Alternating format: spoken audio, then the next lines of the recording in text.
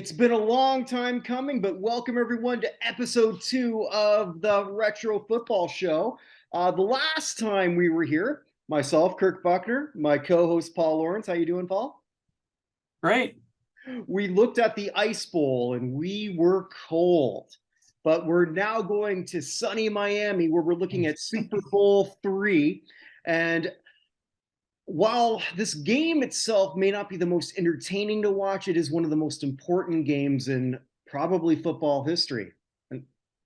Would you agree? Oh, certainly. I mean, when you look at the context going in, just to remind everybody of our history here. Mm-hmm. So here we are with just the third game between the, what was then still the NFL and the AFL. The merger had already been agreed to, but was not in place yet. So we still had the two separate leagues. And as history reminds us, right, the Packers won both the first two, what was then called the World Championship between the NFL and the AFL. But with this game, it actually was the first of these to be labeled the Super Bowl. Mm-hmm. So three, that being it. And yeah, it was, that the trend had continued with the dominance by the NFL in the two previous Super Bowls, and the AFL prior to the merger trying to claim their legacy and that they're an equal player. However, in this game, right, the Colts had a 13-1 season, kind of dominated the NFL. I mean, absolutely. Not huge way in terms of stats and performance, but with a record way of being. Very dominant defense, solid quarterback play by a backup quarterback. I'm sure we're going to talk quite a bit about him. Mm-hmm. And into this game is the prohibitive favor, right? I think 19 and a half point. 19 and a half points, which actually sort of is a great segue for our sponsor. Our sponsor, BetStamp. BetStamp, thank you for sponsoring us. And if you were to have gambled on the Super Bowl III back then, and let's just say you had all the tools that were available to you, BetStamp would have been the perfect way to go. Although maybe in this case you may not have needed it. Sorry, sponsor. But yes, like Paul said, it was a 19 and a half point spread. But maybe you weren't convinced, so you want to line shop. Now, there's a lot more gambling options now than there was then, but let's just say we have a 19 and a half point spread and everything.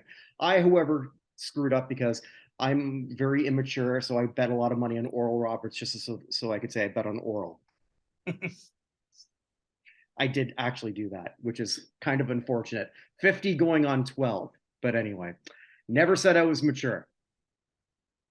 But with BetStamp, you can find the best line for you. So let's just say you weren't quite sure about the Colts and you found something that might have been, 16 and a half. Well, this is basically where it's like Trivago for betting.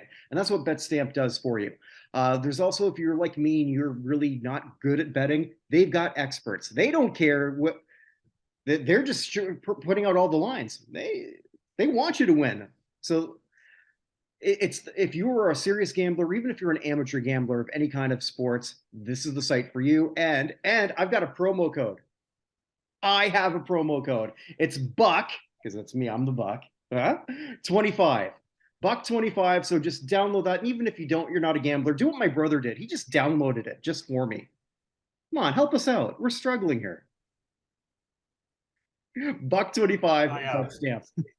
All right, that may not have been the exact copy they want me to do, but it was right here from the heart.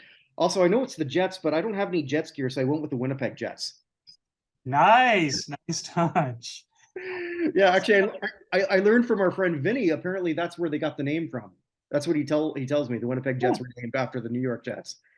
Could be. I don't know. Well, of course, the other big history about this game, mm-hmm.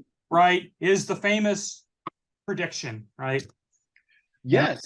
Yeah. Before the game, and Joe Namath, as I recall, was sitting around the pool, lounging and just talking to reporters. Something that, by the way, would never happen at Super Bowl.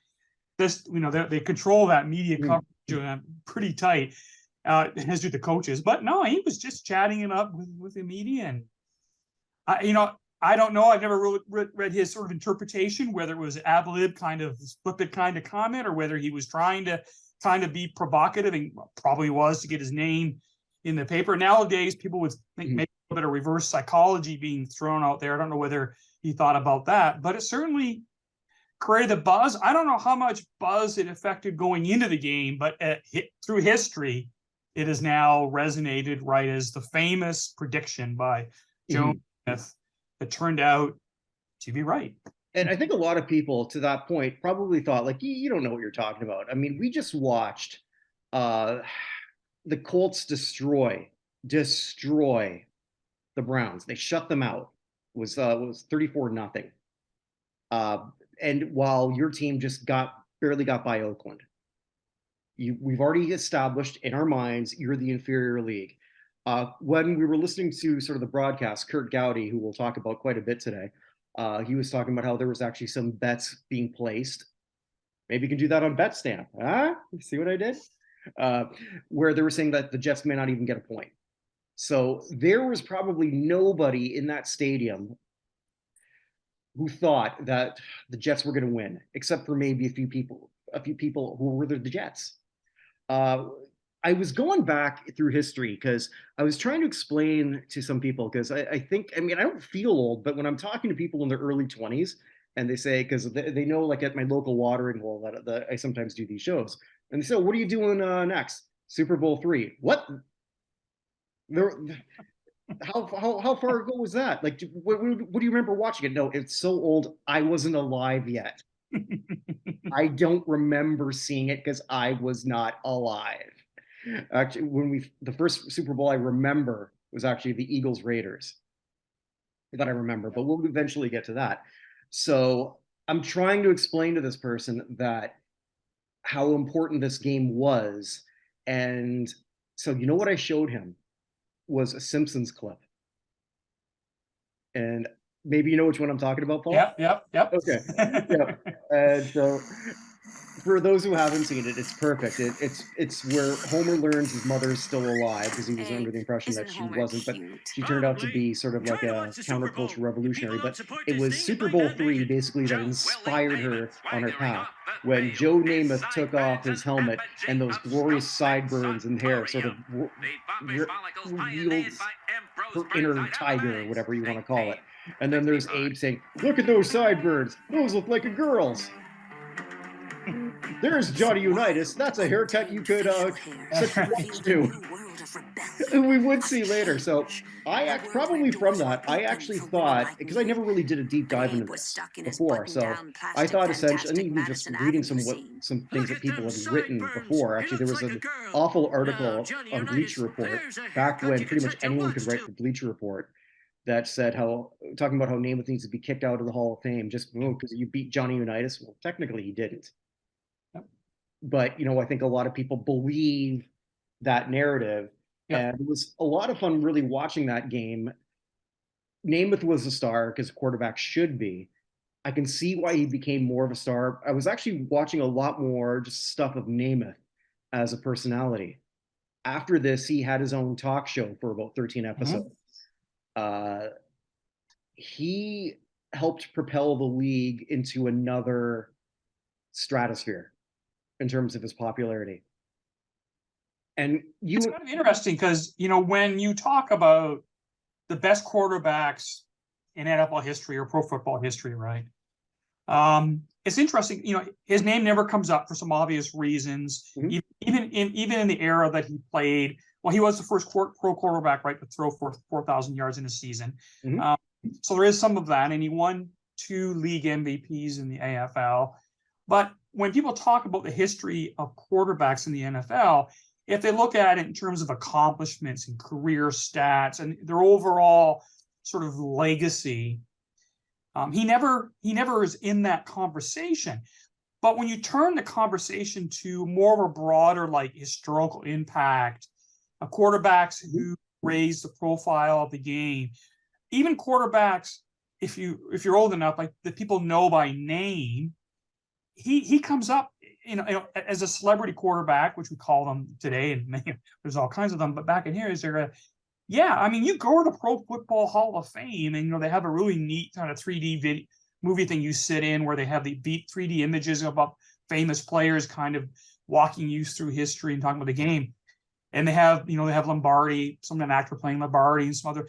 They use Joe Namath, and it's amazing how often the league today, and the Hall kind of used Namath, to kind of profile and raise, kind of in their PR marketing piece, because he has a persona which exceeded his game and his career. Now, this game is obviously the highlight of that, but it's just interesting that when you think about Super Bowl quarterbacks and the best quarterbacks of the 60s or in NFL history, his name rarely comes up. And yet, a lot of people know Joe Namath. Mm-hmm. And yeah, I think the key word sometimes we forget. The last word of that whole thing is fame. Didn't necessarily say greatness. Didn't say competence. It's fame. And Joe Namath is that guy. He was, I would argue, from what I've been reading and from what I recall, even just as a little kid, I knew who Joe Namath was. Even when I first started knowing what football was, I knew who Joe Namath was, even though I didn't know that he didn't even play anymore. That's how big he was. He was the guy who was still doing TV commercials, like all that stuff. He was a larger than life character. And as I'm sort of like watching some of those other interviews that he did, he was one of those guys who didn't give the stock answers. He didn't give, he had swagger before we even heard that word. Yeah, and he was really, we think about, again, the history of the NFL, and recently maybe not so much, but so much of it was establishment, right? And you think about this game, right? You had it earlier, right? It's not generalizing to say that the NFL and the Baltimore Colts and Johnny Unitas were the establishment, the old school, how the game was played, how people viewed the game. And maybe exaggerating to some extent, but the AFL was sort of, there's some truth to this, but there's also some false narrative that they were the innovator, that they opened up the game, that they were counterculture of the 60s, anti-establishment. And that plays out here because Namath was, and that image that he had, right, grew out of his career and, of course, the time in the 60s and early 70s. But then he created that as his image, and like you say, was in popular culture, even to this day. You mentioned the Simpsons episode. He's a cultural reference that you will see much more than many other of his peers. And yeah, this game is a piece of all of that and a big piece of it. But there's more to Namath and his legacy beyond this that has continued to this day. And it is interesting, you pointed out that a lot of fans know the name, recognize it, even though they may know very little about him as a player or this game. It's there's always a story, right? So like when we watched Ice Bowl, there were so many stories also there, but we had really the older players against the young upstarts. Here we have the old thought against the new thought, old school against the new school. And it was never more apparent than when they would show Johnny Unitas. Again, that's a haircut you can sort of like set your watch to. And it was your quarterback versus your father's quarterback. Yeah, and Unitas, as you mentioned, was injured this season and was healthy for the playoffs, but coaches decided to stay with Earl Morrell, who has a very interesting story of his own. Now, Unitas here isn't at his prime, right? He's sort of he would play some more years, obviously, but he was at the tail end of his career, and you're right, really represented a quarterback of the mid to late 50s, early 60s NFL focus. The pre-Super Bowl era. Yeah, and it's quite a distinct contrast. You really don't have to stretch to see it when you look at the two teams and the two quarterbacks. Yeah, and Earl's a really interesting case too, because I was trying to think of something like it, because here's someone who, so Johnny goes down early in the season. Earl throws for a league leading, I want to say 28, it was 28 or 26, I can't recall, touchdown passes, which for that year was phenomenal. Did everything you needed him to do, was named the MVP already, because I thought maybe that happened after, but they mentioned in this broadcast that he was already the MVP. So you go with the guy who sort of like brought you here. Who brought you to a 13-1 record. It's like, and you're not that worried about the Jets because they weren't. And I when we covered the Ice Bowl, we said we're not going to do Super Bowl II because it didn't matter. I don't want to say that it didn't matter, but that was essentially the championship. I think a lot of people thought, okay, you beat Cleveland. This is just sort of like this is like when the United States beat Finland after they beat the Soviet Union in 1980 hockey. Yeah. You know, I'm trying to come up with That's a good one. Off the top of my head. There you go. But it was not something that you thought was, hence the 19.5 point spread. I don't know if that's the biggest spread ever in Super Bowl history, but it's got to be, or close to. Yeah, no, I think you're right. And yeah, even today, that would come across as something quite shocking. And in the day and age we're in today, where gambling is much more common and promoted. But yeah, this was one. You know, you hear the expression, you know, the victory that shocked the world, or something like that analogy, and it's sometimes overplayed. And I don't know how much. I haven't looked at the media reports after this game was played, how much of it was really resonated. It was certainly an upset, given we just talked about. But it is a game that shocked the world, that it continues to this day, right? If you watch the Super Bowl every year and the previews up to it and all of the media content, you cannot sit through that every year and you will see references to this game. You will see a famous, you know, they always have those quick little 5-second clips from all these historical Super Bowls. And the one that you always see with this game, right, is Joe Namath running out of the stadium into the tunnel, right, from the back with his hand up in the air pointing, you know, number one. You see that every year. You don't see that for a Super Bowl, but you see it for this one every time they show the Super Bowl. It still resonates with history, yes. So it's brought to us by NBC Sports. January 12th, 1969 in Miami at the Orange Bowl, 72 degrees. In the overdub, they say that they could have sold 150,000 tickets. I don't know if that's true or not, but it was a full capacity, unlike Super Bowls 1 and 2. So I think this also shows the elevation and growth of football in the United States. And as we're sort of continuing this, we're going to be watching this sort of overtake baseball at some point.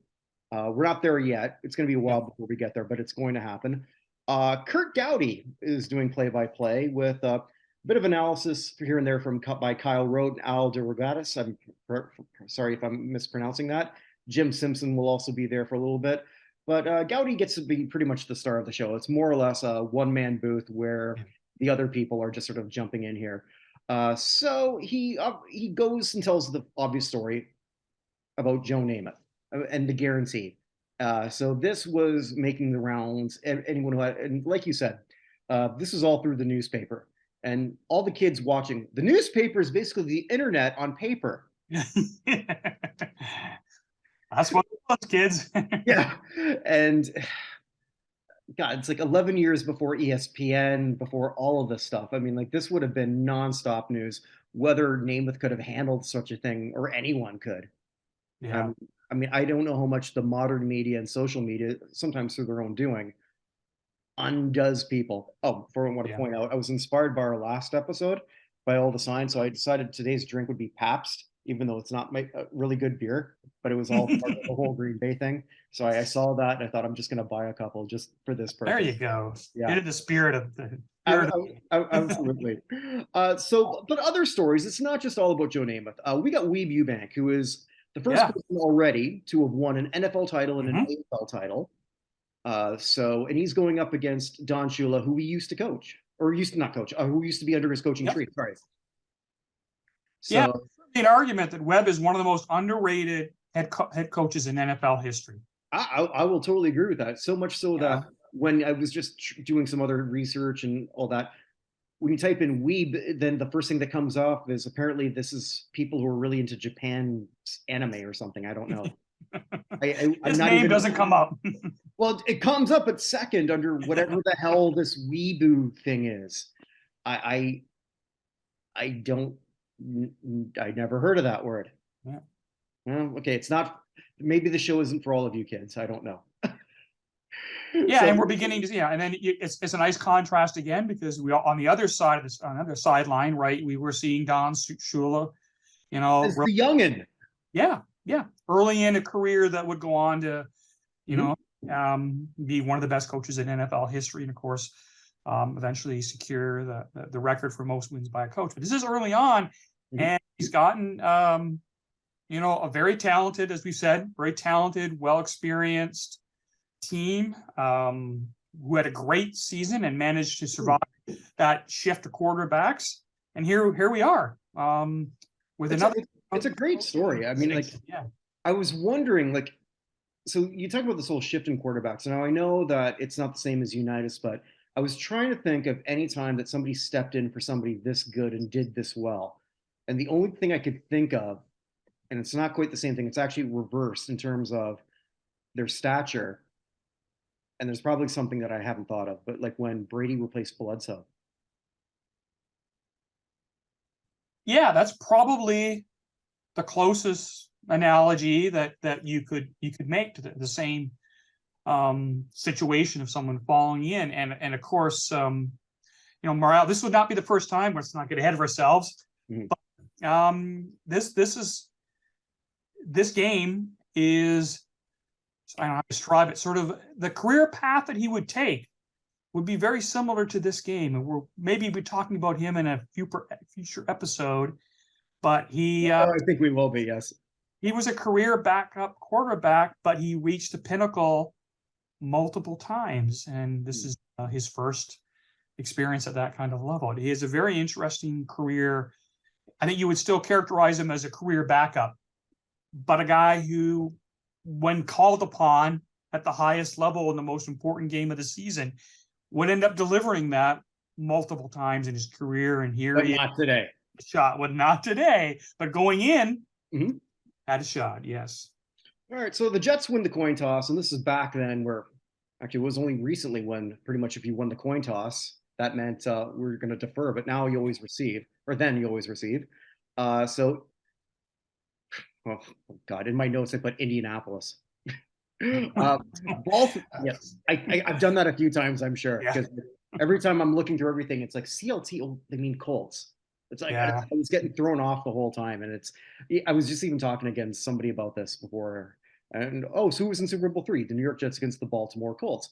Oh, I didn't know that the Ravens used to be called the Colts. Like, no, yeah, there's the Indianapolis Colts. Like, oh, well, he's 23.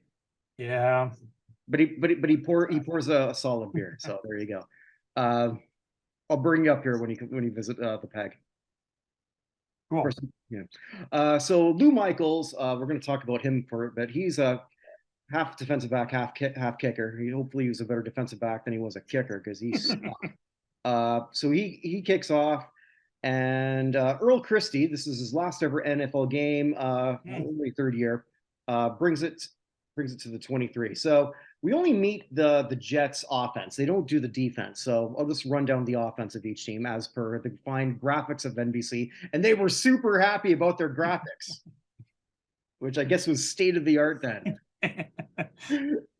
So we got quarterback Joe Namath, running backs Emerson Boozer, Matt Snell, a flanker Don Maynard, who, he had an interesting game. Split end George Sauer, left tackle Winston Hill, who did not get enough credit from Gowdy, but we'll give him that today. Left guard Bob Talamini, same. Center John Schmidt, right guard Randy Rasmussen, right tackle Dave Herman, and tight end Pete Lamons.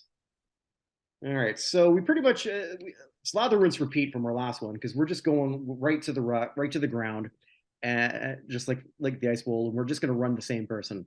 Snell's rushing for 3. Snell again for 9, gets the first down. And Matt Snell is somebody I wasn't that familiar with, but 1964 AFL Rookie of the Year. And this year he had his 3rd AFL All-Star because they called them All-Stars, not Pro Bowls. So it's like, okay, the Jets were really building something because they had back-to-back Rookies of the Year in Snell and Namath, on this. You could argue that this is really Matt Snell's last good game because he was beset by injuries. I think I read that he only had 285 yards more for the rest of his career. And I think he got, I'll say this now, since pretty much if you're watching this, you already know the result of this. So I'm not really giving anything out. Namath would be named MVP. Matt Snell should have been the MVP in this game. Yeah, you'd agree?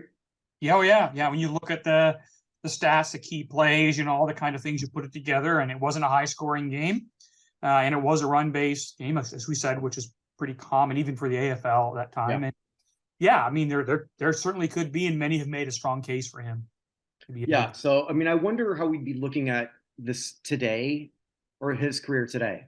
I mean, not on the Hall of Fame because, again, he just wasn't able to compile enough after, Yeah. and his period of elite wasn't, and even then, his elite was elite or very good. But either way, Matt Snell was phenomenal in this game. This year, he actually, what did he rushed for 685 yards, 187 receiving, 5 touchdowns. Not bad, not bad. I mean, that seems pedestrian now, but that for that was actually really really good. I read too, interesting. So Snell later refused to be a part of anything with the Jets. Mm. Apparently, Leon Hess had promised him sort of a, I guess, some kind of job after, which he never did. And so even though he got inducted into the Ring of Honor in 2015, he didn't show up. So the man holds a grudge as tight as he held a football. Well, and let's just say the Jets historically, right, have not really been great when it comes to honoring their past and their players. That's, there's a legacy of that as well. And it's unfortunate, yeah, that has come up, but he's probably not the only one that sort of walked away. Dave Keon, when we think of our Leafs, not yeah. our Leafs, but yeah. Boozer gets stuffed with a 4-yard loss. Great last name, by the way. Isn't it? Yeah, works for me. Tackled by Don Shinnick, he was all over the place. He had a great game. Linebacker, his 11th of 12 years, all is called. Doesn't get enough play. He should be a bigger name than he is. So they're so proud because they flash a stat of each team's average yards per game, and Gaudy says, "All right, we're going to show you some more of this stuff as we sort of go. Feel free to pay attention." Paraphrasing, but it's it was he was so proud. Look at this stuff. The producers were probably on him for the whole week, prepping him to say, "We're just going to unveil this thing, and you need to mention it every time you can." We spent millions of dollars, hundreds of hours on this technology, and darn it, we're going to use it. So push it. Make the nerds happy. Why not? That's right. There you go. Because again, I'm so cool. 2nd and 13, Namath sends his first pass to Snell. Brought down by Bobby Boyd. This was also his last game. Boyd didn't have to retire, actually. He had 57. He was already at 57 interceptions. He had 8 this year. First team All Pro. If you hold Pro Football Reference in high regard, and I think a lot of people listening do, including myself, he was the league leader with 21. Yeah. So he actually, just sign of the times, and I might use this phrase a lot. He quit to join the coaching staff because he got better pay. Yeah. What the? Yeah, it's crazy to think of that, right? That I mean, I think most people realize by now these guys weren't making a lot of money. I mean, interesting sidebar. I mean, Namath was. I mean, he signed that historical deal as a rookie, but that was kind of at the peak of the war in the draft between the AFL and the NFL. But you're right. I mean, it's kind of crazy to think that these guys were making so less money. They can make more money by being a coach. I mean, I understand at this point, the guys aren't making a lot of money. They can go into business somewhere and create a professional career, which many of these guys would do, and some of them cut their careers short for that very reason. But it's kind of astonishing to think that the way he was going to make more money was to become a coach. Yeah, it probably cost him the Hall of Fame. Yeah, I mean, when you look at his profile, his name comes up occasionally, but he wasn't an all-decade team. He has a handful of all-pro. Again, his name comes up, but yeah, when you cut your career that short, even today, the voters are still, they're doing better in terms of these short careers. But yeah, you cut it that short where he did is you're just not going to get the consideration, even though, it was a pretty high level. But he only played 9 years, and yeah, but you got to pay. And it was already completely bald, which was also interesting. Yeah. Man, these guys aged a lot quicker. Yeah. Who was it last time we were watching? The Packers guy who's so, doesn't matter. Yeah, but there was one guy who just scared the hell out of you, even though he was 20 years older than you. It didn't matter. Clint Eastwood and Unforgiven. I don't care how old you are, you're kicking my ass. All right. Well, okay. So Jets still have the ball. Snell tackled for a loss, 2 yards by Fred Miller, who was a Pro Bowler for the third straight year. But we're not going to hear too much of that anymore. So Jets have to give up the ball, and Curly Johnson punts, offside penalty. And as I'm watching that, first time I saw the ref, the guy couldn't have been more than 5'5", and I think he was like a theater major because like he was like enunciating everything. Like, dang, it was. Well, again, it's crazy because there's all this criticism these days and has been for the last few decades, right, over officiating in the NFL and lack of consistency, lack of training. Mm-hmm. But we're now, even though with all the issues and challenges, right, we're still, way far better advanced in a lot of how these guys train and prepare, even though there are legitimate concerns about consistency and rule interpretation. But back here, when you watch these games, it does kind of, the refereeing looks pretty amateurish, I mean, frankly, and it wasn't really a profession. Mm-hmm. And in terms of recruiting and training and developing talent as officiating, just wasn't the same. I mean, I think I'm not saying it's just they pull people off the street, but still, it's a whole level down, and you just wonder, like you said before, if this existed in the social media era today, if this game was played with that, the officials would just be ripped like you wouldn't believe. They are today, but it's crazy how the game has changed in terms of that. Even though, again, there's still a lot of issues to remain there. But Ed Hockley never saw him in the weight room. I'll say that. Yeah, he never saw me in the weight room either. Again, but anyway, so. Another punt, and it goes to Tim Brown, not that one. So Timmy Brown brings it back to the Baltimore 27. This is also Brown's last year or last game, only year as a Colt, but had a good career. 3-time Pro Bowler with the Eagles, 2-time leader in yards per touch, and he had a championship in 1960 with the Eagles. I never even thought about this. They had Super Bowl rings. Did they like give out NFL championship rings, you think? Oh, yeah. Yeah. They did? Okay. All right. So then he had one of those. Okay. I didn't know. I wasn't sure. So we meet the Baltimore offense again with these great graphics. So quarterback, Earl Morrell, Tom Matte, running back, Jerry Hill, running back, Willie Richardson, flanker, John Mackey, tight end. Another great player who we're not going to see a lot of. Yeah. It's just one of those games. Split end, Jimmy Orr. And the offensive line of Bob Bogle, Glenn Ressler, Bill Curry, Dan Sullivan, and Sam Ball. All names that we will not hear through this entire game. Gowdy says Mackey is the one to watch, and presto, that's the first thing that we see. Morale to Mackey, 19 yards for Baltimore to the Baltimore 46. Right away, if you're a fan of the Colts, this is going exactly the way you think it's supposed to. Good run by Big John. Your best guy just did something right away. Yep. Mackey is going to later on go into the Hall of Fame in 1992. 3-time first team All Pro. Just one of the, if you talk about evolution of tight ends, you cannot use his name. 1st and 10. Matte gets the pitch, rushes into Jets territory. Jerry Hill rushes for 7. It's going perfect. But a little bit of stumbling here. Matty's lucky to get a yard here, and then we'll get 3rd and 2. But Hill gets a good block and then rushes for 5, and it's first down in the Jets 31. Hill drops immediately for a 3-yard loss by Jerry Philbin. We're going to see a lot of him. AFL All-Star this year, and it was the unofficial sack leader with 14. So another name that should be getting a lot more credit in the overall canon of the Jets, I think. But just phenomenal game that he would have. 2nd and 13, Morrell incomplete to Orr, wasn't even close. And he tries the exact same thing, but this time he gets complete to Tom Matte. Tom Mitchell. My apologies. Tom Mitchell, who was the backup tight end, who had over 3,000 yards over his career. So, not bad. So we're in the red zone. That term didn't exist then. Yeah, that's true.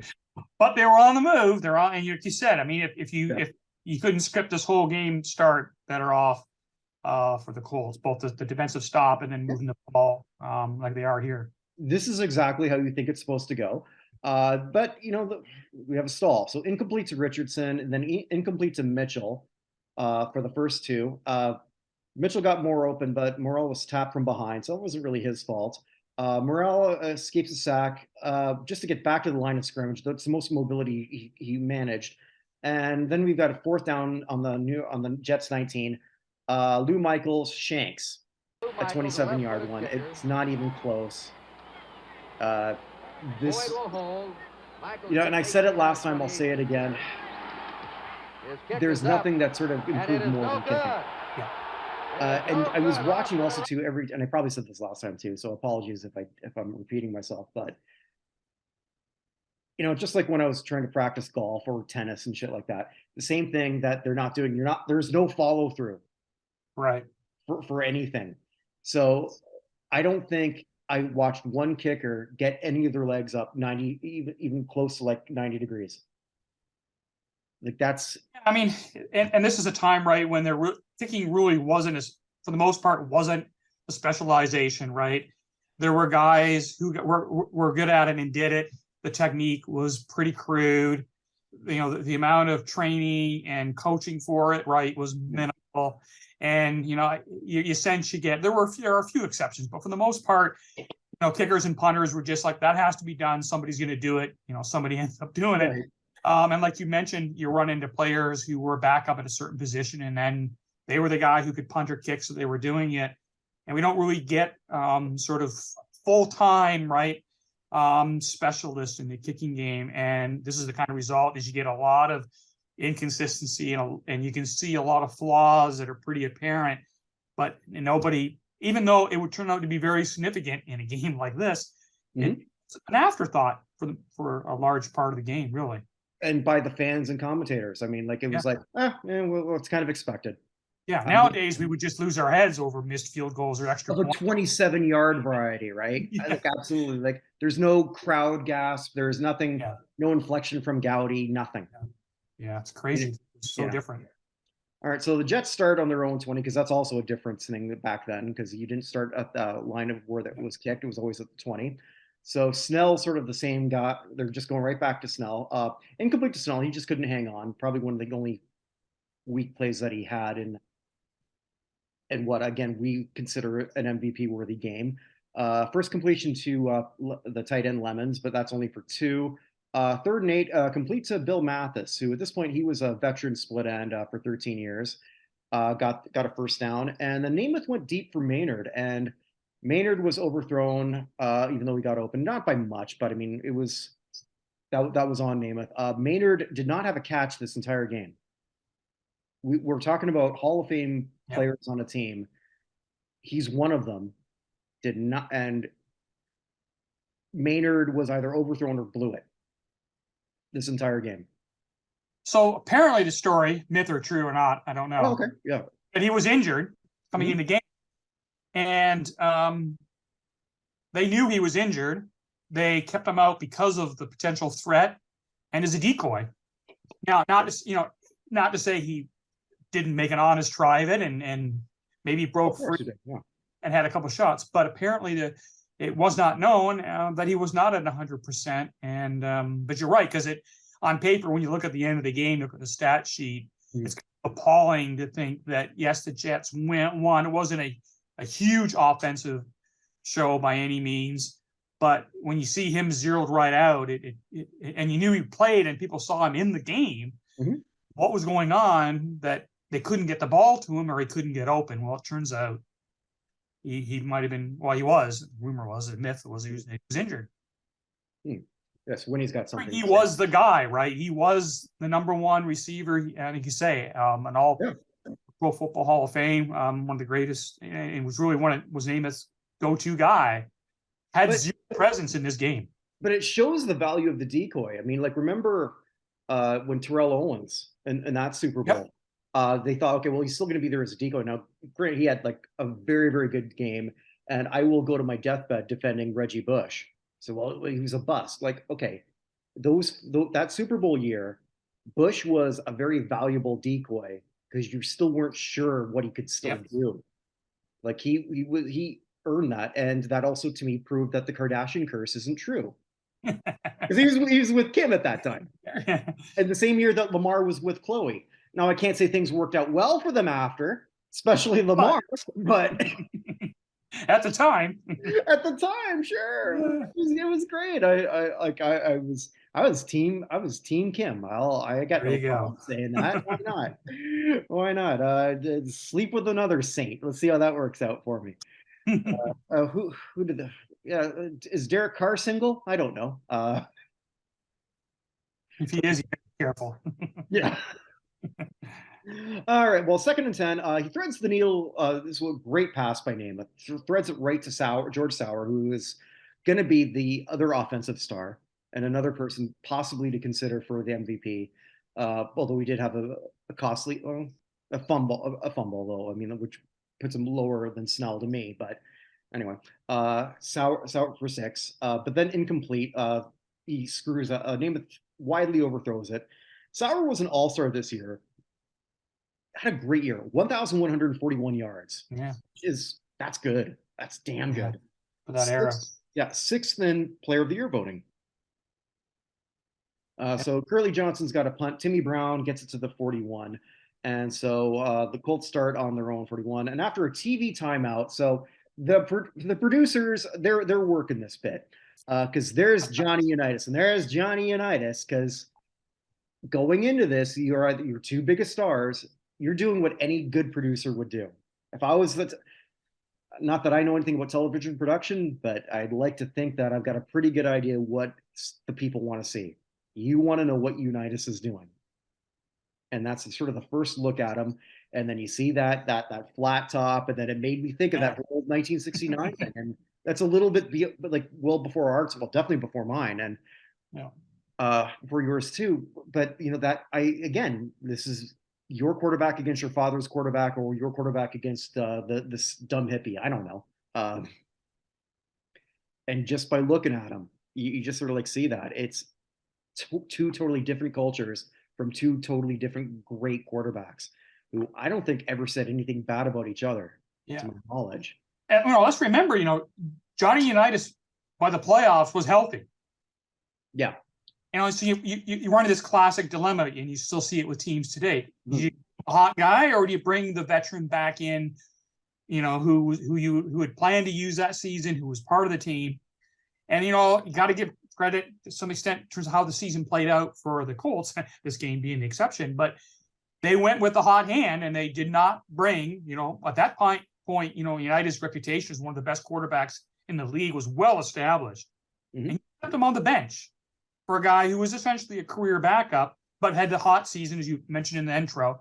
And you went with that, and we will see this game, how that played out. But it is intriguing to think that one of the 2 high-profile players in this game, leading into it and the promotion of it, was on the bench. Yeah. The only other time I can sort of think of, like, where any team that maybe thought, okay, maybe we're going to run with the backup based on what just happened in the last recent, if you go by recency bias, would have been Frank Reich. Right. Yeah. Right after he sort of led the greatest comeback in NFL history, got them to the Super Bowl. Now, Jim Kelly did fine, but still, that was the only time I remember people thinking, well, maybe just keep going with Reich. Well, it's that classic dilemma, right? And you only get it if you get it right, then then you're applauded for it. If you get it wrong, then you're second guessed, forever that you made the wrong call. And I suspect that the Colts fans and the organization maybe had second thoughts after this game. I don't know. We shall see. Well, I'm sure they did. So 1st and 10, Mackey drops the ball at midfield. Hill rushes for 3 in the middle, and Morales goes deep for Richardson, 1-on-1 with Johnny Sample, who bats it away. Here's another player who maybe could have got if they had defensive MVP for something like that. If they isolated that, Sample was great this game. Also his last game, and he was motivated. He was a former Colt. Yeah, it's interesting. 41. The Jets were certainly the underrated unit, right? This game, and they overperformed, if you want to call it that, or they had a grudge or whatever. They certainly met the challenge. There's no doubt. As a unit, with a lot of superstars, they had a damn good game. I think maybe history, like at the time, so Gowdy would say like it's one of the greatest upsets ever. I wonder if is it the greatest upset or is it the greatest underestimation? Yeah, I think that's a really good point. I mean, again, you get the mindset at the time, right? Is everybody downplayed the AFL as being a secondary rate league? Oh, they had poached a number of college players that didn't get in the NFL.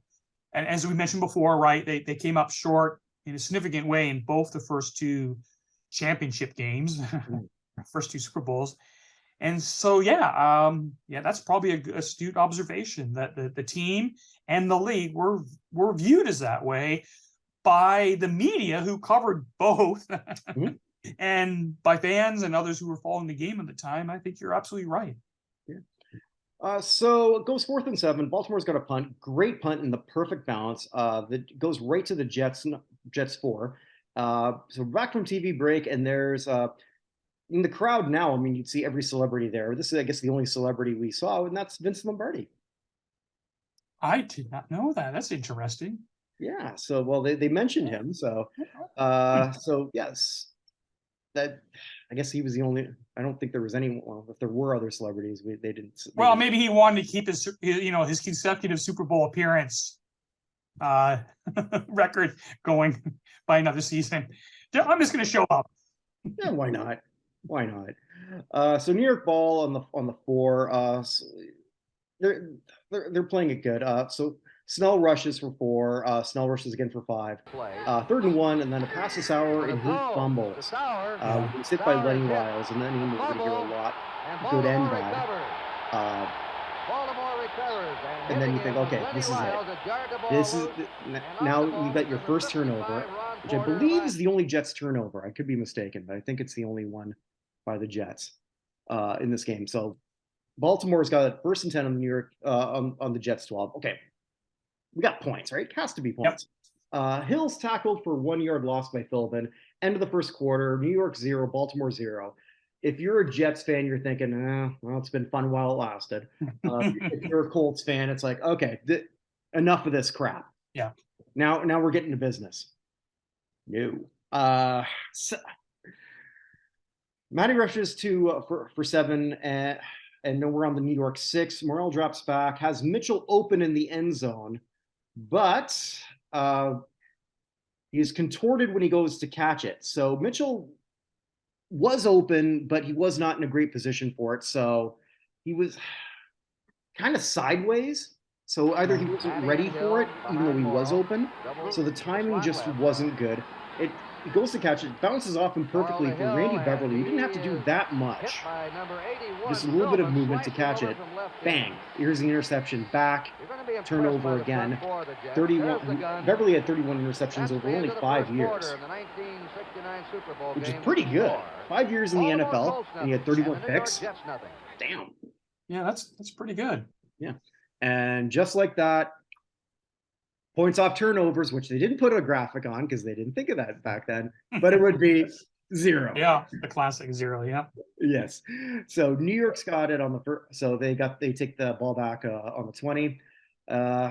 So yeah, 0 points on 2 red zone attempts. I noticed here.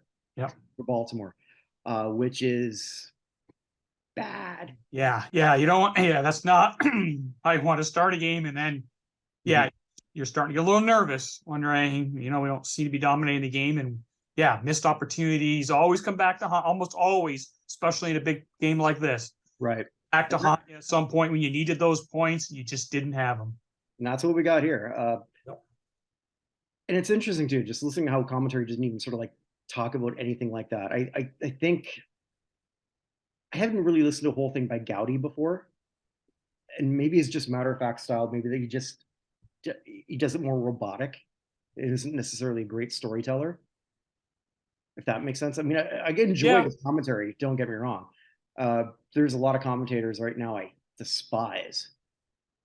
Troy Aikman, I'm looking in your direction, but I mean, I mean, we're still relatively young in sort of the evolution, right? Mm-hmm. of how football is being portrayed on TV. You mentioned the technology suddenly showing up for us, the booth, that kind of stuff like that, and maybe at the time that was sort of the way that was done, plus reflected the audience at the time. I don't mean to be, rude about it, but not really as sophisticated, not as much about the ins and outs, and just kind of keep it bread and butter. Mm-hmm. And keep things moving, and don't kind of do this in-depth analysis of, well, what are we seeing here as a trend, or why did this lead to that? Or like we just talked about, wow, we got some issues here. What's the implication when you get down in the red zone, as we call it today, and walk away 2 times and 0 points? Mm-hmm. How does it affect the rest of the game? That kind of nuance just wasn't being presented. You just moved on to the next play to some degrees. It's a bit of both, right? Howard Cosell used to talk about how you can't go too much into the stats and whatnot, because then you're going to lose the casual viewer. But you also have to sort of like thread that needle between sort of like getting into the X's and O's, getting into a player perspective, Right. and then getting somebody who might be just a casual viewer, like, oh, okay. Yeah. And while you're telling a story. And they do that part well, because it was presented easily. Unitas, even though he wasn't there, versus name it, old versus new, philosophy versus philosophy. Although I think they could have done more with the whole. I think Gowdy could have, or the producers, however he was told to. I think they could have told more about Weeb, personally. Yeah. But whatever. So Jets have the ball, and it's the Matt Snell show. Rushes for a yard, then for 7, and then for 6 to get a first down. 4th straight carry. And then gets another first down, and then he gets a break, and then you see him on an oxygen or whatever the hell it was. Like their old school oxygen. But I don't. It's definitely. They went to the nearest retirement home and asked for a couple extra tanks with masks or something. It might not have even been plugged in. I wasn't even sure.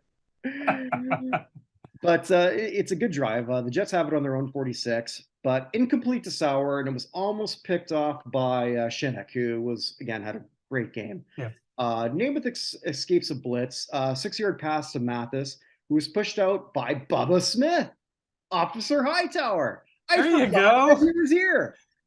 There you go. You were waiting to drop that reference in. I knew. Yes, I was. Yes, I was. Bubba How many celebrities can you have in one Super Bowl? Well, we're about to find out. Yeah, you got to hand it to Bubba Smith. When I was a kid, I thought Bubba Smith was just as good a player as Dick thought. I guess I didn't know. Yeah. In college, I guess that was kind of true, but yeah, you're right. No, he made a name for himself. They were always in the same shows together and stuff like that. So, all right. Where did I leave off? I got so excited talking about Bubba Smith. But we got Namath on a roll here. He's sitting passes. We're starting to get the ball. We're seeing Joe at kind of his arm and his performance, and working him down the field, mixing up, and we had all those runs, right? Mm-hmm. Set up the run, as we say today, run the ball to set the pass, and here we're seeing it. Yeah. So Sauer on a comeback gets 14. We got first down, and now we're in Baltimore territory. In the Baltimore 34, another pass to Sauer gets 11 yards. He sneaks past Lyles. Again, Lyles was either really good or just got beat. Right. I shouldn't say that he just got beat. He wasn't bad in any play. Just sometimes he got beat. Lyles, I think, overall had a really good game. Boozer rushes for 2. We're at the 23. Another pass to Snell, who gets to the 9. So we got 1st and goal. Snell up the gut for 4. 2nd and goal. Snell rushes to the left. Touchdown! The only touchdown of the game. And guess we're giving that secret away early. Yeah, well, you came here to watch touchdowns. Wrong Super Bowl. Yeah, well, also, if you didn't, I don't think I'm really giving a spoiler alert as to who sort of like won this. So, I thought I was noticing too, Snell rushed to the left probably 80% of the time, and then who's on the left? Hill and Talamini, Winston Hill and Bob Talamini. That's no accident. Yeah, that's what he was doing. Extra points good. We've got New York 7, Baltimore 0. Everyone in Baltimore is going, what the hell? Yeah, probably wondering what did we get ourselves into here, and how could this, How could this be happening? How could this be happening? Where we're clearly the better team. Mhm. And on Yeah, paper, that's true. but it hasn't Games aren't won. played out. And as you mentioned before, yeah, I mean, now when you start thinking about those missed opportunities in the red zone, because you haven't really been able to do much, and when you did, you couldn't cash in. Yeah. So kickoff taken by Preston Pearson. This is an interesting name. Yeah. Gets to the 28. I didn't know much about him, but 14-year career, 9,545 all-purpose yards, and he won a Super Bowl with who did he win it with? With your team. Steelers. Yeah, Steelers in Pittsburgh. Steelers in Pittsburgh. Nice, Kirk. Steelers in Dallas. Yeah. I couldn't find. I was trying to see if he's the only person to do that, and I couldn't figure out if that's true or not. Do you know? I don't know, but if there is a list, it's not a very long one, and he accomplished that relatively early. Today, thinking about the history of the Super Bowl, to be able to play in this many games with successful teams and ultimately, win. So, yeah, I had a very interesting. Sometimes apparently this is not factually correct, but at least from a high profile, or people realize, he was one of the first sort of running backs, right, there was a major receiving threat. And, I'm not saying we didn't see running backs in the era who could catch the ball, because there were others, but he was the first one in this third down, specialty kind of role where you come in as a running back, but you have you're essentially a dual threat, and then turned out to be maybe even more so a threat as a receiver or the running back position than a running threat.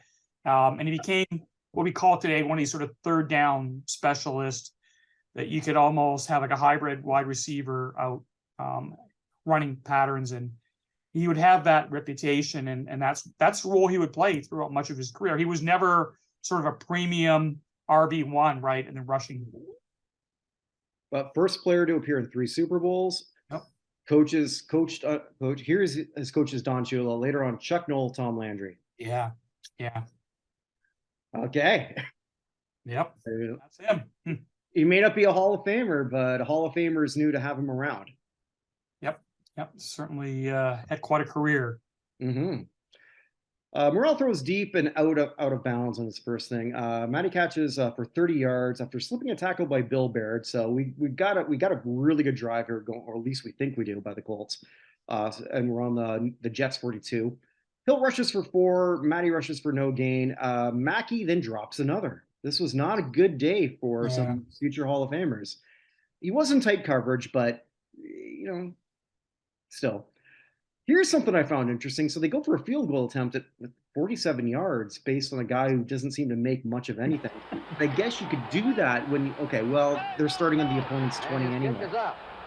And this one, the strategy's a little bit, different than we normally would think. But you're right. I mean, and that's why that missed reception by Mackey to play before was so critical. 3rd and 6, not be able to. I don't know if this error, whether they would have went for it on 4th and 1, given the fact that, as we said, field goals not necessarily not close to being automatic, but not even by catching that, you force them to have to try. And the strategy being, it doesn't hurt you as much, but you missed a field goal and you lose possession of the ball at a time when you really, haven't been able to be in a position, right? The other team's already taken a lead. You haven't done much in terms of getting yourself in a position to score, having missed a field goal and having a turnover before. Another missed opportunity right when you're trying to do something to counter the fact that the Jets have taken the lead. I guess though, because that you're not, because it would be different now. Yeah. Because you miss, they're starting at their own 20, as opposed to where you kicked off from. That's true. So I think that was sort of like played a lot into it. I noticed though he had the length, but I mean his accuracy was non-existent with Lou Michael. So we're not seeing them just sort of fall super short. They just weren't anywhere close, because he just, like you were saying, they probably didn't practice that much. It's such an important part of the game, and yet they never thought about it. It's fascinating how that works. And then sometimes you forget about important parts of the game. Look at baseball. The stolen base is a dying art. Yeah. But whatever. So the Jets start on their own 20. Boozer, which is only for 1 yard, and then a graphic comes up. Namath's lifetime completion percentage is it's 50%. Oh my God, that's great. Yeah. Yeah, it's crazy, right? I mean, Yeah. you wouldn't last a game in the NFL as a quarterback doing that, let alone seasons of it or careers of it. But and that's why we talk time and time again, right? When you do this comparison of quarterbacks or across the eras, it's not the same game. It Not at all. was not nearly as advanced. It was that, you know, what we call today the West Coast offense was a decade away from really rolling out in full. So it was a high risk, high reward kind of passing game. You know, you had guys who had the arm who could put the ball in play, and he was clearly one of those quarterbacks. But, you know, as they say, when you throw the ball, more things can go wrong than can go right. And in this case, you had an error where incompletions were high, and so were interceptions. Yeah. It was sort of, I wouldn't say expected, but it was the nature of the passing game, and that had not evolved to what we would see, you know, a decade, and then of course in decades since. And you look at it now, and it's kind of stark, right? Starking to kind of see that, but that was the passing game, and he was considered one of the best quarterbacks at the time, and yet you see those numbers, and you're kind of shaking your head like, how could that be? That's how the game was played. Yeah, roughing the passer was a very rarely called to, or targeting, or a bunch of other things that don't. Oh yeah, I mean, it was a free for all season on quarterbacks and on receivers. Oh yeah, watch our last show. Yeah. I mean, guys were just getting pounded, clothesline, pushed out of bounds, kicked on the ground, you know, piled on, interfered with all the way down the field. Receivers were, heaven forbid, if somebody got through the offensive line and got the quarterback, you know, they better get rid of that ball or get out of the way or something, because they were going to get hammered. And that also had a huge impact on how the passing game was, I guess, limited, or just could not have the kind of impact or maybe the ease that we see of it today. Well, Sauer on 2nd and 9, Sauer gets past his defender Lyles, so we got a great yards after catch, 35-yard completion. So we're now back in Baltimore territory. Snell rushes for 9, and then rushes again up the middle for 3. So we got 1st and 10 on the Baltimore 35. Incomplete to Maynard. I didn't write down whose fault that was. 2nd and 10, incomplete to Bake Turner. I think that might have been the only throw he got. That was Namath's fault, though. And then we have our first sack for that. So Dennis Gaubatz, loss of 2. So we've got a field goal attempt by Jim Turner. And he fails to. His kick is up. We have ourselves a reoccurring theme here. We do. He's going to get better. He's going to get better. But yes, New York 7, Baltimore 0. Baltimore's got it on their own 20. Morrill passes to Richardson on the sideline for 6 yards. Then Matty explodes untouched in the interior, which I think that's their biggest play of the game. Yeah, I think you're right. Yeah. I think that previous pass pay you mentioned earlier, Mammoth Seller for 35. I think that was the second longest play and the longest reception. So. Yeah, I think you're right. A lot of short stuff going on.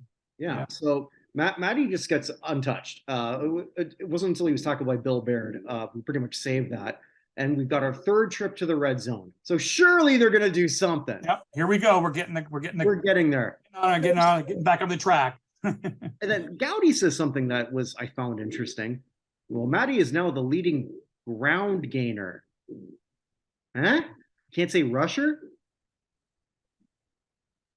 Like, interesting. He said ground gainer a lot. He never said rusher. Did they change this? Did they call it that? I don't know. That's interesting. I've heard both terms, but I've never thought to think of, you know, that the nomenclature changed at some point with the run game. Interesting. Yeah, someone let us know, because like that threw me off. Like, can't you just say rusher, like ground game? Like, yeah. All right, but maybe Whatever, doesn't matter. He'll rush for only 1 yard. And then here we go again. The next pass intercepted on the New York second by Johnny Sample. Second pick by the Jets overall. Both in the red zone. And then it wasn't anything. He outplayed Richardson. He just cut in front of him. Yeah. He played it perfect. I not necessarily sure that that's Morale's fault, or just Sample was just that good that day. Yeah. The New York's got the ball of their own too. They're smart. They're playing safe. Next for Snell, rushes for 2, rushes for 3, and it's on the 7-yard line. And he can't get any further, so they got to punt it away. Baltimore's got the ball. So great field position. I guess they're best on the Jets 42. Surely something's going to happen. We only got 43 seconds left. So it's also a different sort of mindset. They're not remember there was a game I think a year ago. So Patrick Mahomes got like 22 seconds and 80 yards to go. Yeah. And then in your head you're thinking it's 50-50, even though it's not. And he got it. Well, that did not happen here. Hill gets a pass, it goes nowhere. 2nd and 10, Morale gives it to Matthew. Tosses it. Oh, here we go. Tosses it back to Morale. So I guess it's not a flea flicker. I don't know what you call this. And then Gowdy says, Jimmy Orr's wide open. That's not where he went. He did not go to Jimmy Orr, and we never saw the footage of that. I had to find it on something else to find the footage of Jimmy Orr going, ah! Yeah. So, because it wasn't in that full broadcast, it was in another clip from NFL Films.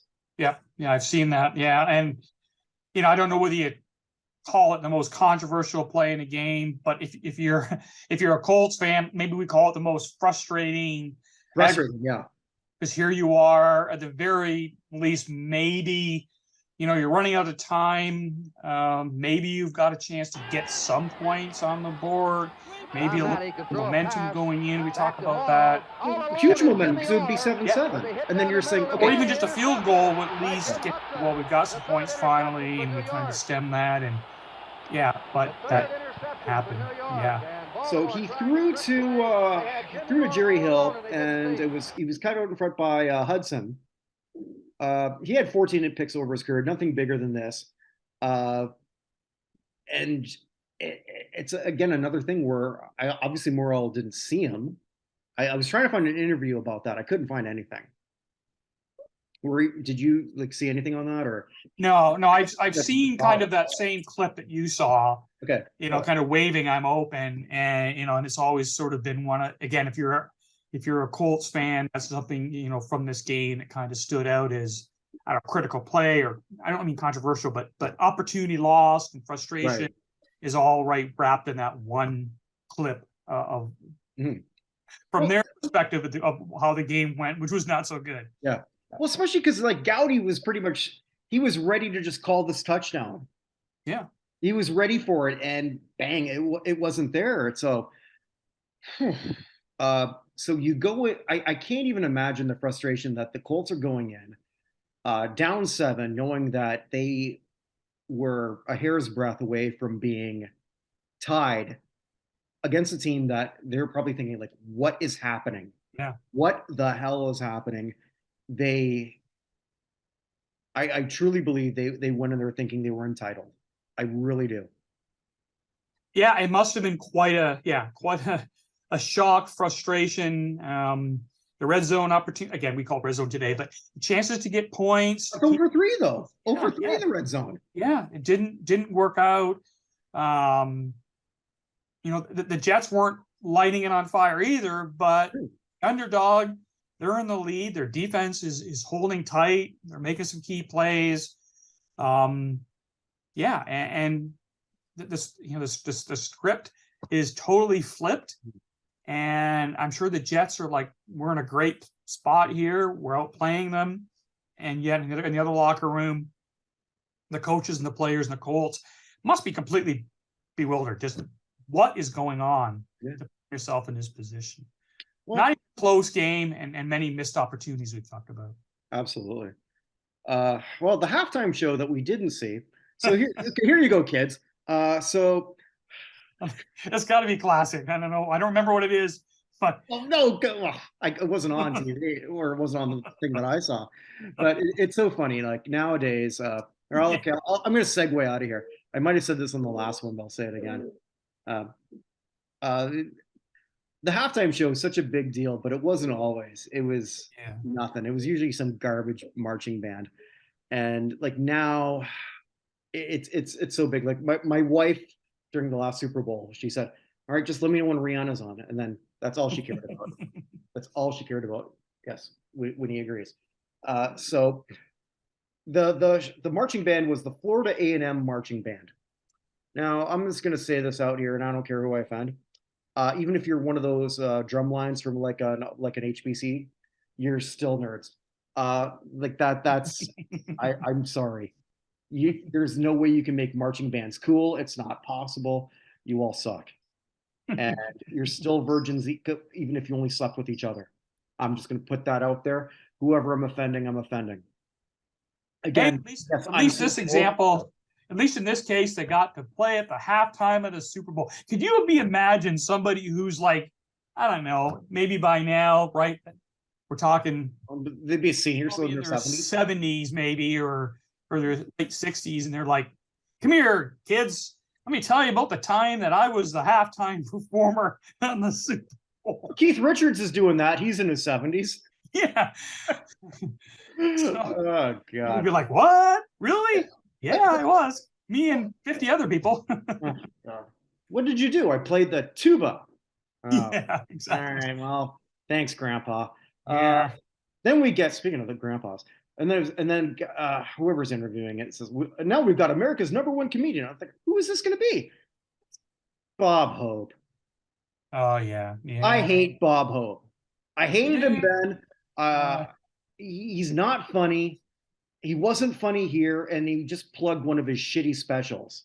Oh, that's why he was there. Yeah. Well, at least It was that NBC. I mean, at least that's consistent with how halftime entertainment is done today. Is that you got to promote the next thing? Yeah.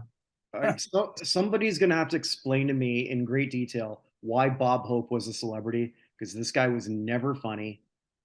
But whatever. Anyway, of course, in Canada we had Wayne and Schuster. There you go. That's a joke that poorly Paul and I. That's right. We know that. We get the reference. Oh God. All right. Well, second half. So surely it's got to go better. Well, Baltimore's got the ball. So we kick off. Matty gets the ball right away, rushes for 8 before he fumbles right away into Ralph Baker. And it was the easiest fumble recovery had to be of his life. To just fall right into him. We've got our 4th turnover. New York's got the ball in the 33.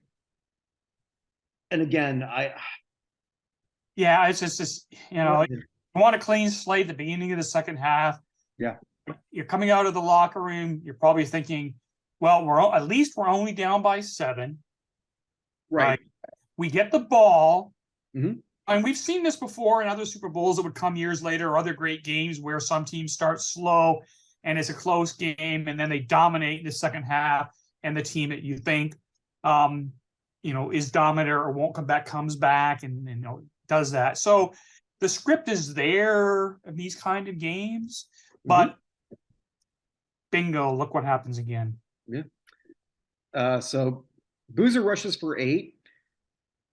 Snell rushes for 4, so we got another first down on the 21-yard line. Gowdy says, well, Unitas is starting to throw.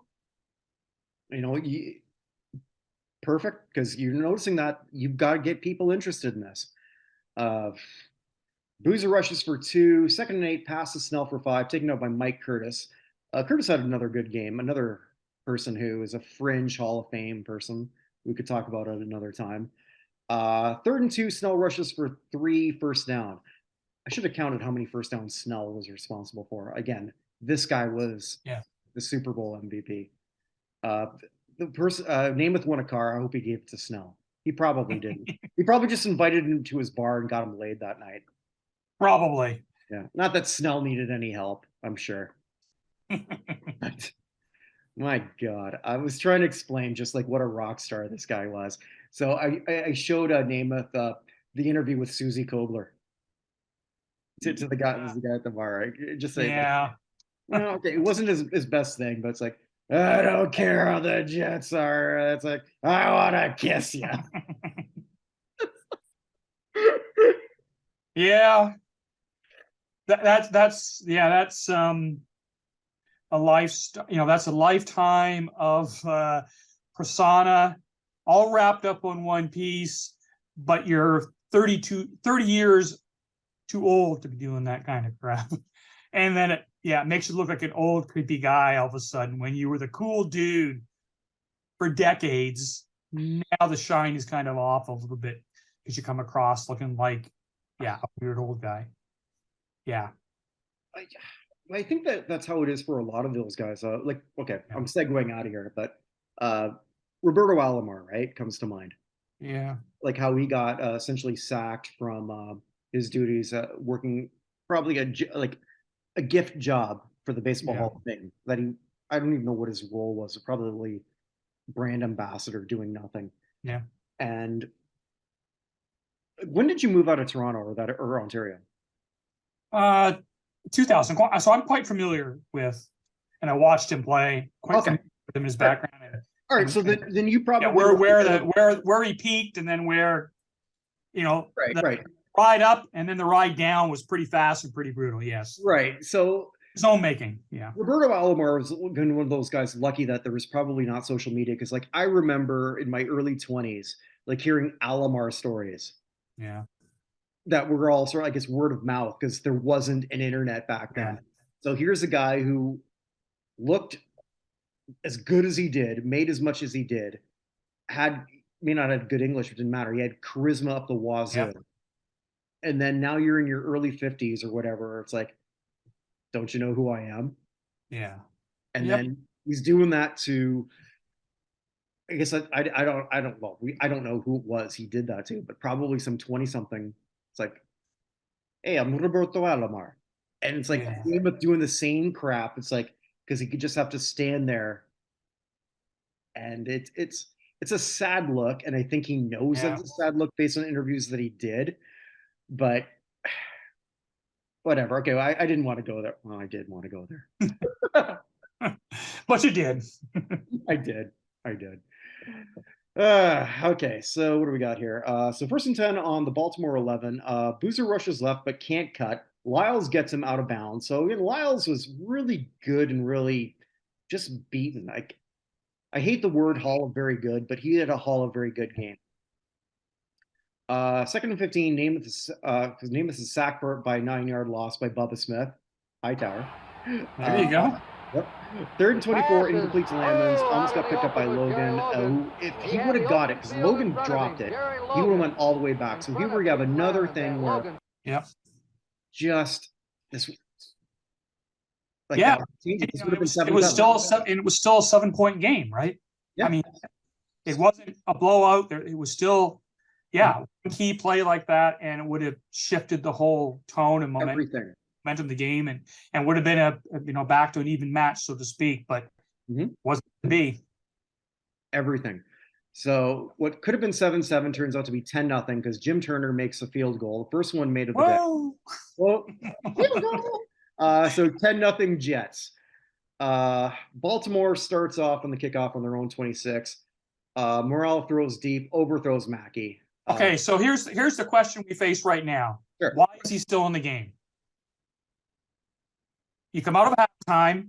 Not all the bad plays you pointed out and the interceptions were totally on his plane, but the quarterback did a lot of that anyways. He's clearly not playing at a level. Whatever's not clicking, whatever's not working.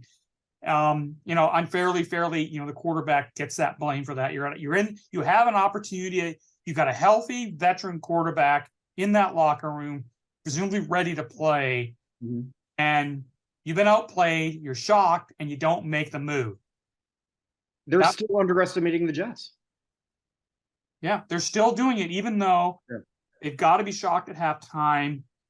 Yes, maybe they're just focusing on if we had just made a few more opportunities, we would be a tie or we would be the lead, and maybe they're holding their hat on that. But the quarterback play wasn't very stellar. it's amazing to think you've got a guy whose reputation was already in place as one of the greatest quarterbacks in NFL history on the bench who's healthy. And if you want to shake things up to say, maybe it's time to move on, but they stuck with him through the playoffs, stuck with him through the season. He was their guy. But, nowadays you would think maybe, there wouldn't be any hesitation in pulling the hook. And yet they didn't. They put him back in the game. And it turned out, as you're going to see, they maybe should have made the move right at halftime. Well, yeah, after the series, because this series goes Yeah. home. Hill goes for no gain on a dump off. Larry Grantham, another name is just another very, very good player. He's just crushed. The pocket collapses. Merle tries to rush, and he's tackled for a 2-yard loss by Carl McAdam. Colts are forced to punt, and New York's got the ball again on their own 31. Before the play starts, Gowdy says Unitas has his helmet on. So to that point, that's where Shula says, "Okay, I've seen enough. Yeah, this is over. I can't keep going to this." And you got to and he's probably in his mindset thinking, my defense needs to make a stand, right? We need to keep this a one-score game essentially, or close to it. And get my guy ready, because my hope is my defense is going to hold here, and we can switch the momentum on the next drive. But Baltimore's had a decent defense this game, and they are the top defense going into this. Yep. So it's not an unreasonable assumption. Yep. But on the series, it's not going great right away. Sauer gets to midfield in the second play, and on their own 47, they go deep for Maynard again. It's incomplete. Logan had great coverage, so not really Maynard's fault there. Draw to Boozer to get into Colts territory, and 3rd and 6 on the Baltimore 49. Quick pass to Lamans for 11. They're on the Baltimore 38. Maynard drops another on the next play. So something's not right there. That's not what for two guys who played together, and he was Namath's go-to guy. Something not as like you said, there was he wasn't always open. There were some contested plays, but still it's not clicking. But here's what I had here too. Boyd roughs him down, or knocks him down. That would have been a penalty today. Oh yeah. Because he did it after the play, and you can see that Bobby Boyd's saying, "I'm colossally pissed. I'm trying to generate something. This is not how this should be. Right. Why are you not as angry as I am?" Yeah. And that would have been a penalty today. Sure. Yep. And then Gowdy just says, just frustration. Yeah. That was great. Pass to Snell for 14 yards at the Baltimore 24. Mathis rushes for 1. 2nd and 9, deep for Maynard, who does catch it, but way out past the end zone. So, he caught something. 3rd and 9, but we know that Namath is hurt. He hurt his thumb, so he's out for this play, and it's Babe Parilli. And just a quick slant to Sauer that fails, and the field goal unit comes on, and Turner makes it, 31 yards. New York 13, Baltimore 0. So now we're wondering what the hell is going to happen. Is Namath out, and now Unitas is coming in? So we don't know about Namath coming back, but back from break, we have Namath on the old school phone calling upstairs. Or he's arranging something for later. Both are equally possible. Yes. Johnson's kicked off, and it hits the weirdly positioned crossbar that we talked about before. The crossbar is like right in the middle, so that means it's an automatic touchback. I can't believe they used to. I know, it's crazy. I can't believe they still do that in the CFL. Like, I don't know how someone hasn't sort of had a massive head contusion. Yeah. Maybe they have. I don't know. And the biggest pop from the crowd is now happened. Yep. Unitas is in the game. We got a near standing ovation, and why not? I mean, let's try and put this in modern terms. Who's a popular quarterback? A popular quarterback. So not Rodgers, Aaron. Sit down. who's in the late part of his career. It could be in the. I'm trying to think. Vinny, no, not Ryan, Matt. Sorry. I love you, Vin. You're going to be a guest on this. We love you. But God damn, or anybody for this matter. Yeah, you'd be thinking of, this in this kind of scenario, yeah, Even other position. well respected, coming in and going to be the savior here. I can't think of one. Like who would be in that position? I really can't. Yeah. Like all the veteran quarterbacks right now who are still left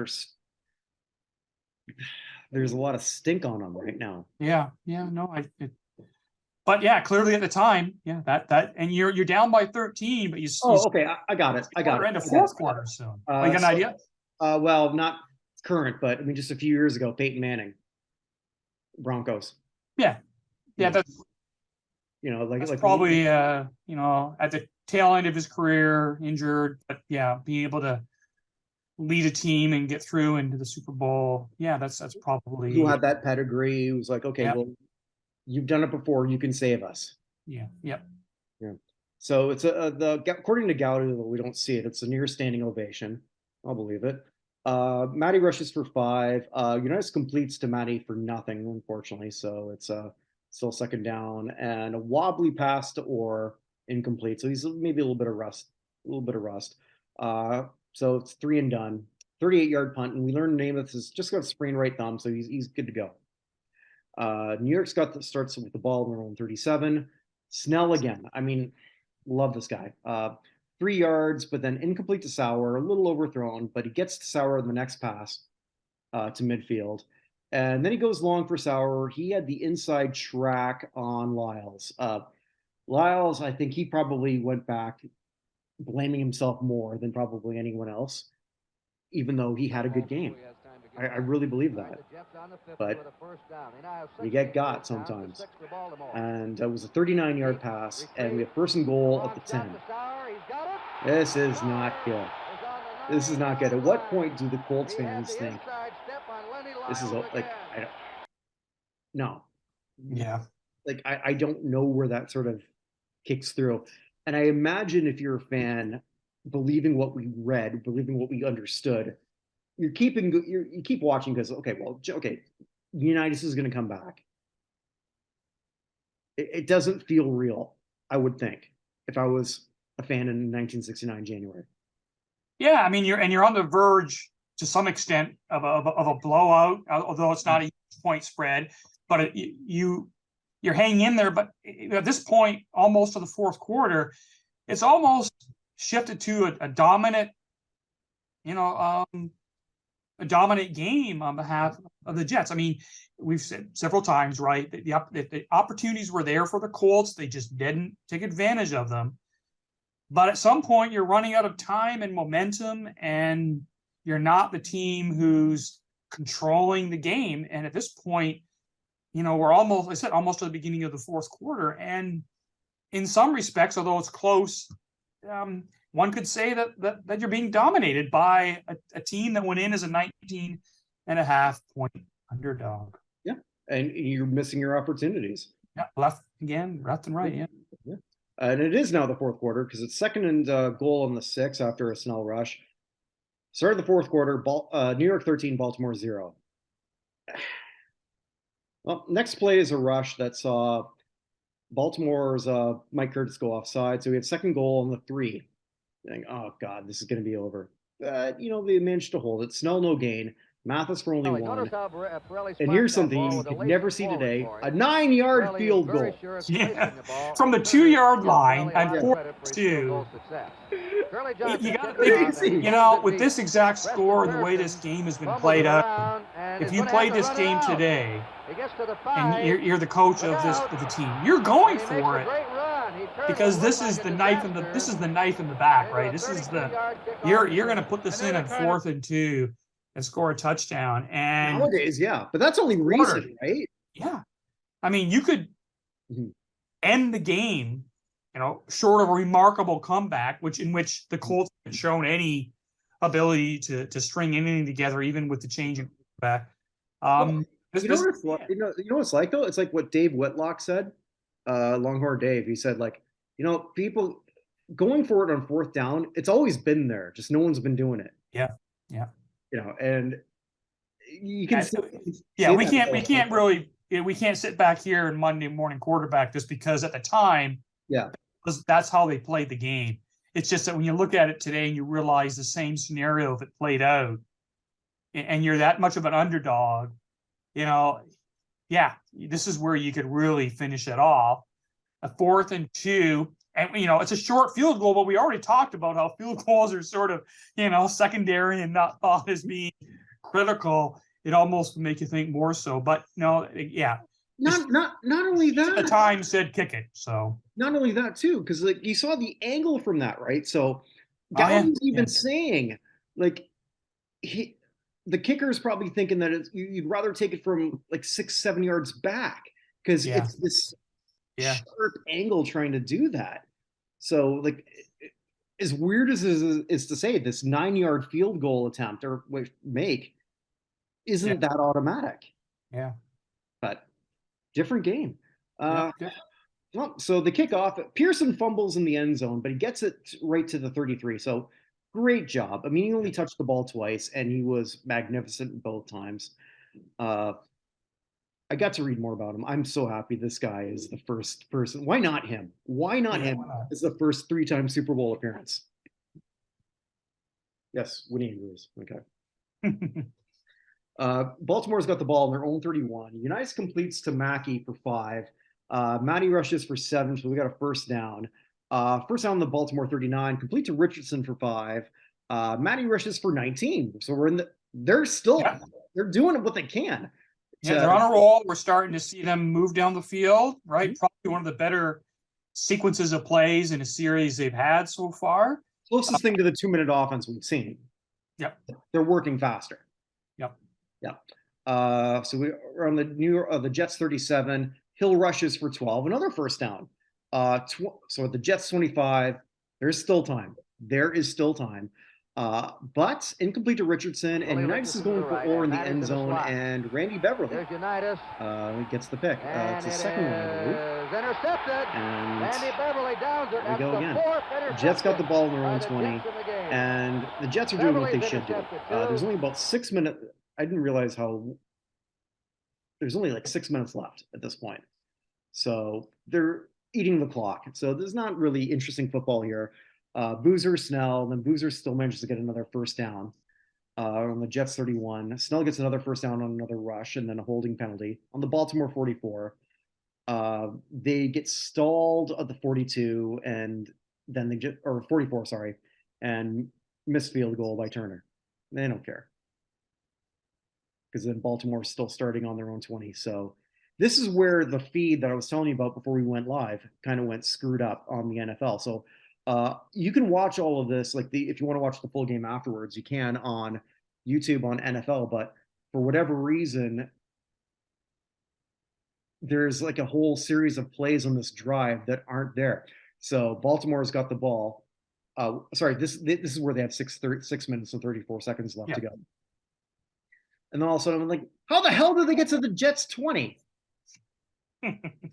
Well, so here's what we basically missed. So I'm just winding here in my notes. But Unitas converted a 4th and 10 to Orr, and then a 3rd and 10 to Mackey, and then a 21-yard pass to Richardson. So he was doing magic. Yeah, this is when we see, Johnny Unitas again. Often seen as the master, the first quarterback really known for the 2-minute warning drives, comebacks. This is where we can't see it, but we're reading it, that in fact, this is where we're seeing Johnny Unitas sort of playing like he did in his prime. This is what he could do. And it's kind of interesting when you go down here, you see incomplete, then you see some completions, you see some third down, you see some fourth down, moving the ball down, a couple short rush games in there. But this is Johnny in his prime. You're getting his team, in this case, trying to get back to the game late, but making a run at it. Mm-hmm. Yeah. So, I mean, I wish I would have saw that. Like that would have most exciting drive really by the Colts, really maybe the whole game, and then it's not there, but is what it is. So anyways, we've got where the footage at least starts up again. So Unitas completes to Orr for 11, but then adds 2 more yards with the penalty on a super late hit by Al Atkinson. It wasn't beautiful. Considering they're not calling hardly anything. Yeah. It's like, holy crap. Like, what are you doing this now? I mean, like, you're at the point of winning. Like, could have been the dumbest thing. He could have had a bonehead label for the rest of his life. Yeah. If things sort of went south the other way. It was idiotic. They already had first down, but now we have first and goal in the 2. So surely they're going to do something. Matty rushes for nothing, but now you have offside bringing it to the 1. But it took a while. Unitas tried to do what we saw Bart Starr successfully do in the ice bowl. It couldn't do it. Matty then couldn't make it. Hill does in the 3rd attempt, but we've only got 3:32 left. So the Jets are up 17-7. Onside kick works. Yep. That another thing that probably not happened today. Baltimore recovers Tom Mitchell. So they got the ball, the Jets 44. This isn't over. This is not over. This is really exciting. I think if you're watching this, you can believe. You can believe that Johnny Unitas can pull this off because you've seen it before. You've seen it before against teams you thought were better than this. Yeah, and they're already on the Jets side of the field, the short field. They've got time, and yeah, he can run the 2-minute and the team 2-minute drill. So yeah, you're thinking, oh, wait a minute, maybe we're gonna see a historical comeback yet from Johnny U. Right. Well, it starts off promising. 6-yard pass to Richardson gets out of bounds right away. Don't lose any time on the clock. 14-yard to Orr, so you get to the 24. Another 5 yards to Richardson, but then just the Jets secondary just locked in. Incomplete to Richardson, tried to thread it, but then Sample, again, who's been phenomenal, bats it away. 3rd and 5 goes to Orr. No one was really close, but the Jets' pressure resulted in United throwing bad. And then the last one, 4th and 5th, Orr was a close one, but just sailed away. He didn't have a good pick or good throw. And Jets take over on their own 19. And it's pretty much over at this point. Kirk Gowdy on commentary is pretty much giving a blowjob to Unitas, saying, give him credit. Okay, I get that. I mean, for the time, I guess for that point in time, would they not do the same thing for Brady in his last year for everything? I mean, like in retrospect, well, as I'm watching this, it's like, do you not know it's kind of over and he was outplayed? But they would do the same thing today. They would have done it for Brady last year. They will do that for, I don't know about Rodgers. A lot of people don't like Aaron Rodgers. Yeah, I mean, you've got Unitas is towards the end of his career. He's gonna play a few more years. They don't know that. They don't know that. But yeah, you're right. He sort of has this clean cut image, right? And he's been the quarterback, kind of at the top tier in the NFL for about a decade. Well respected, well known, and yeah, they're giving him his kudos, even though it's in a losing cause in which he didn't start. He did come in, kind of got them going, but at the end fell short. Yeah, a lot of time left, but still, yeah, they're kind of, in the top of the end of the season game in the Super Bowl, kind of giving him creds for acknowledgement of a career, even though this game is not by any means his best game or the cherry on top of his career. It certainly wasn't. I think also too, like, even though like the Hall of Fame was only 6 years old at this point, but it's safe to say that if you and I were watching that game live at that point, and you and I as Hall of Fame connoisseurs, right, we know that there's only one person on that field at that point in our mind. Yeah. Who was a first ballot Hall of Famer. It's Johnny Unitas. Yep. Yeah. So yeah, Kurt's passing him a little bit of kudos, and acknowledging the greatness that's there. Although the timing and context is a bit off. It was, because it was sort of time to sort of like you do that a little bit maybe after, I don't know. The Jets do a great job eating more clock. Snell rushes for three times, gets another first down, gets them to the 2-minute warning, and they ate another minute 45 until they had a punt. United had 2 plays. It doesn't matter because it was over. They had 15 seconds left. Game over. Game itself, as I'm rewatching this, or not rewatching it, so I was watching it for the first time, was not the most exciting game. I had far more fun watching the Ice Bowl, but the historian in me actually got a bigger kick out of this, knowing what this propelled. For me. Yeah. I mean, I don't. You probably felt maybe a little bit differently. I don't know, because I think you probably watched some of the other stuff more than I had prior to. Yeah, but it is interesting. I mean, maybe we referenced this before we got started. Mhm. It's a game that its legacy is bigger than the actual game that was played. Right. It really wasn't an appealing game. Not really a lot of highlights. If there were highlights, they were more of the negative than the positive. I mean, if you look at the highlights of this game, you see the 1 touchdown by the Jets, because it's it's the key touchdown. That's it. And then as I said before, you see the famous image of Namath running off the field into the tunnel from the back with the finger up in the air. That's it, because there really wasn't else. And it really wasn't a game that resonates in history, except for the context that we referred to with the first win by, the AFL, and the first time they could say, hey, we're equal to the NFL in terms of these matchups, and we're going to win the full merger in a few more years. That being, but what I also find interesting, when we went through this play by play, right, it's pretty clear, right, that the Jets dominated the whole game, right? Right. Yeah, they didn't score all the points with the missed field goals, and we have the Colts trying to come back a little bit.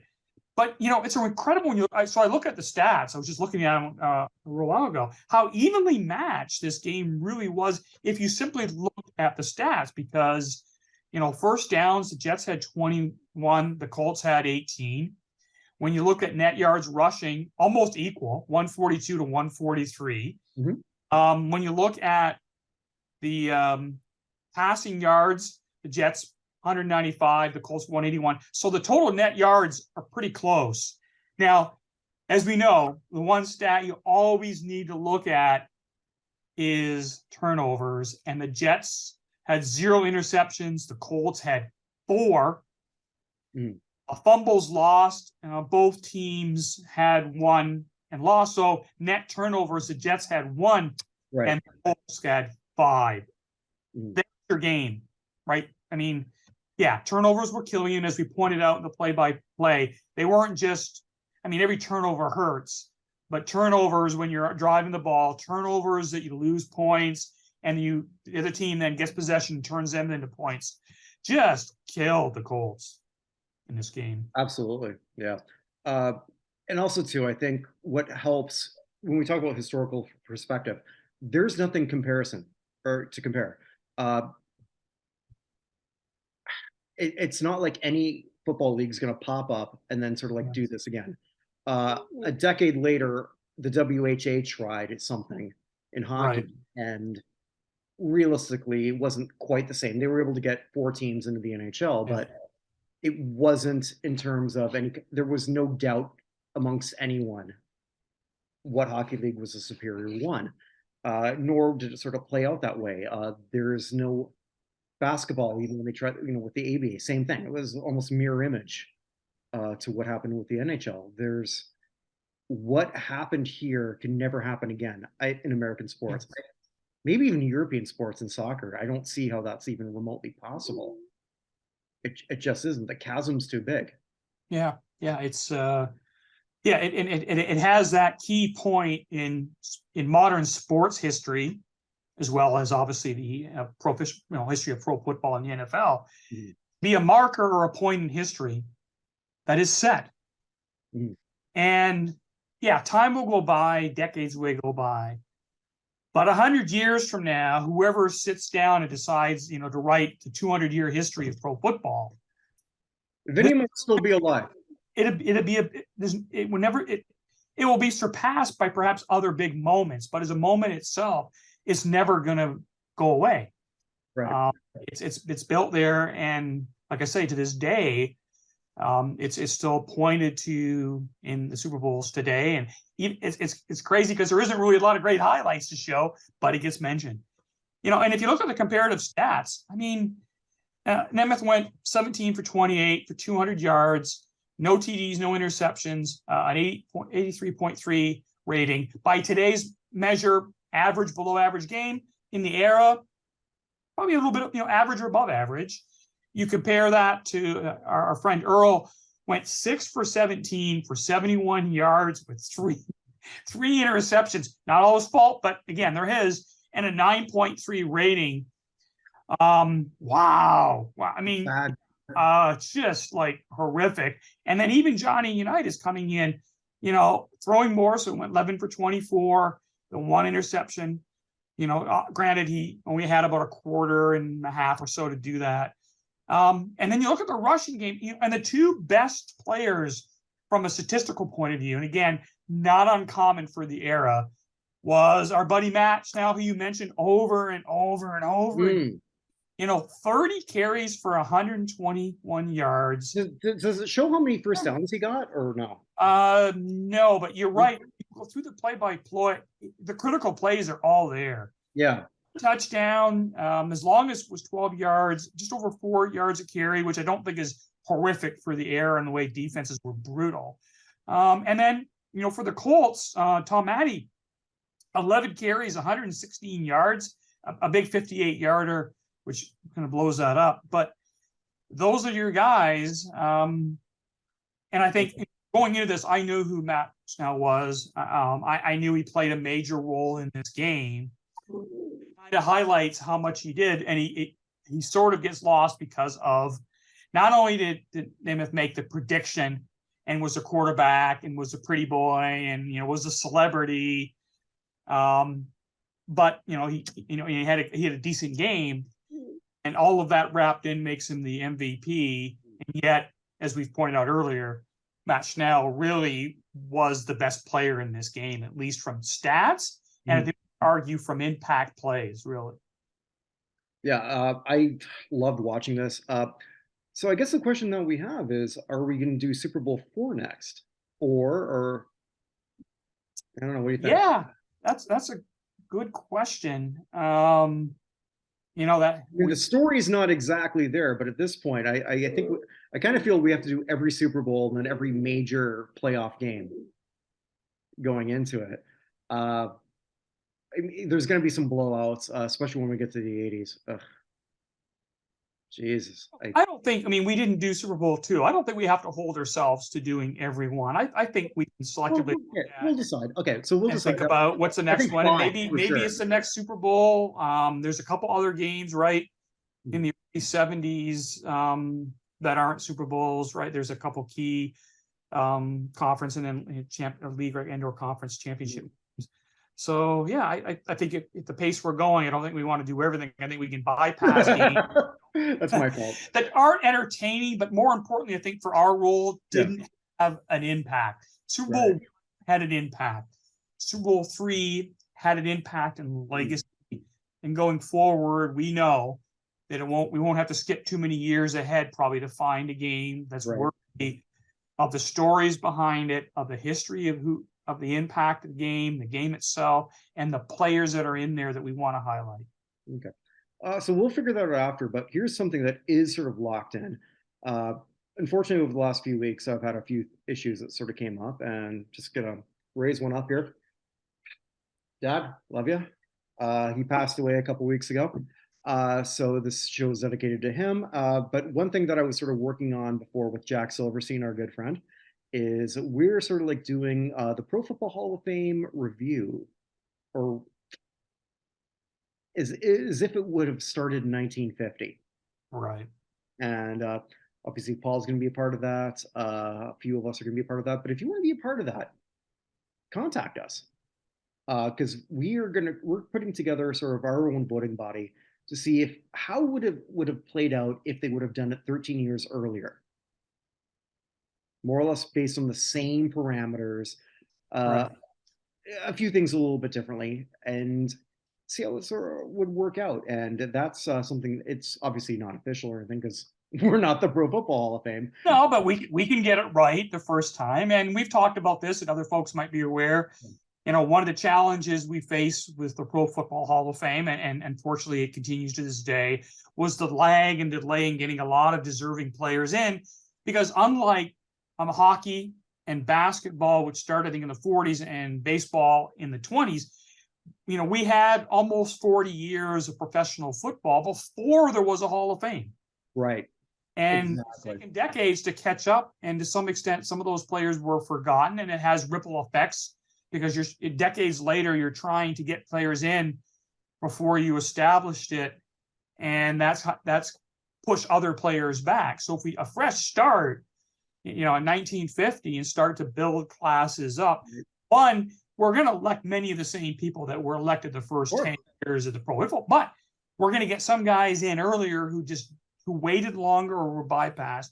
And we're going to work out and hopefully eliminate a lot of the ripple effects of guys that were impacted who were eligible in the 60s, 70s, and 80s who just didn't get in because there was this lag, earlier generations, and then push forward.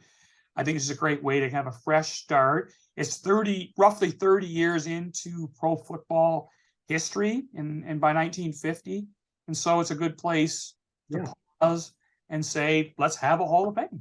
Yeah, I mean, with the same rules, basically in 1950, where you retired completely by 1945. Same idea. And obviously, we've got a head of our seniors committee. You know who that is. Yes, the youngest person on the whole thing. Who has a real passion for this and will advocate for a long list of players. And frankly, then the onus becomes on some of the rest of us to dig in and get prepared to make our case. Yeah, we can probably quickly come up with a top 10 list of who those guys are. But Absolutely. if we're from 50 on and year by year, we're going to have a deep bench of other contenders, because we know Vinny's going to have a deep bench of contenders. Absolutely, he will. Well, now's a good time to just sort of finish off with a few plugs. Speaking of Vinny, Vinny does a great show for me called Vinny Makes the Hall of Fame Case for. It's already up on YouTube, where Vinny makes the Hall of Fame case for basketball great Max Zizlowski. I can never pronounce that right. And Max was a member of the 25th NBA All NBA team, and yet he's not in the Hall of Fame. So Vinny makes a really good case for that. Check that out. Evan Nolan and I, my cohort and the co-owner of everything that I pretty much do. God, I don't know how that sounds, but but my brother from a different mother. We have our weekly Hall of Fame show, so check that out weekly. Also, too, I venture out in other things. So I look at number one songs and weird number one songs. So the last one I just did was Harper Valley PTA. That's going to go up. Oh, that's a great one. It is. But the next one, my dad, one of his favorite singers was Freddie Fender. Really? Cool. Yeah. So Freddie Fender went number one with Before the Next Teardrop Falls. So I'm going to do a tribute show to my dad. Oh, great. On that. And eventually I'm going to finally get my Small Wonder show out, which is about how the hell was this on national television? The last few weeks have been a bit of a mess, but we're catching up. We're catching up. So with that, Paul, thank you. I could not do this with a better person. You're the perfect person for this. And if you want to be part of our Pro Football Hall of Fame Revisited, contact us. Not in Hall of Fame on Twitter. Paul, your Twitter? Yeah, it's PFHO Hall of Fame Paul. That's how I go by. Yeah. So, I mean, contact either one of us. If you haven't contacted us before, just basically just say what your fan base is and why you want to do it. I mean, it's not that we're really sort of vetting that much, but No, but it's great. It's great to have people with different backgrounds, different history of franchise and players. Nice to get some diversity of age and interest, because that all needs to be in the mix. We want a nice diverse group, and not all of them are plugging the same era, the same players, or the same franchise. So yeah. Broncos. We have enough Broncos. Okay. Yeah, we're a little heavy on a couple. Ron, we love you, but yes. But yeah, we've got our Bronco fill. Yes. Yeah, and even our Raiders thing, like, okay, our Raiders guy is the Violator. Top that. Yeah, that covers it. Yeah, I can't. So with that, wherever you are, wherever you may be, stay safe, everybody. All right. Take care.